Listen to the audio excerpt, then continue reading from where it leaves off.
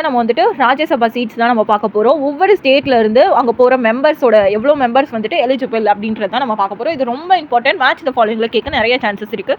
இது எப்படின்னு நம்ம பார்ப்போம். ஃபர்ஸ்ட் ஆந்திர பிரதேசிலேருந்து 11 பேர் வந்துட்டு போகிறாங்க ராஜ்யசபாவுக்கு. அருணாச்சல் பிரதேசிலேருந்து 1, அஸ்ஸாம்லேருந்து 7, பீகார்லேருந்து 16, சத்தீஸ்கர்லேருந்து 5, கோவாலேருந்து 1, குஜராத்லேருந்து அகைன் 11. ஆந்திர பிரதேசும் குஜராத்தும் சேம் நோட் பண்ணிக்கோங்க.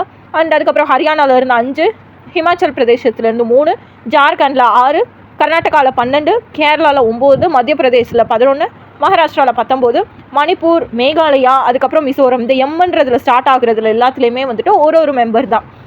அதுக்கப்புறம் நாகாலாண்ட்லேயும் 1, ஒடிசாவில் 10, பஞ்சாபில் 7, ராஜஸ்தானில் 10, சிக்கிம்லேயும் 1, தமிழ்நாட்டிலேருந்து 18 பேர். இதை நோட் பண்ணிக்கோங்க. நம்மளோட தமிழ்நாட்டிலேருந்து 18 பேர் வந்துட்டு ராஜ்யசபா சீட்ஸ் அங்கே மெம்பர்ஸ் போகிறாங்க. அண்ட் தெலுங்கானாவில் 7, திரிபுராவில் 1, உத்தரப்பிரதேசத்தில் 31, உத்தரகாண்டில் 3, வெஸ்ட் பெங்காலில் 16, டெல்லியில் 3. இதெல்லாமே யூனியன் பிரதேசம். 29லேருந்து 30, 31 எல்லாமே யூனியன் டெரிட்டரிஸ்.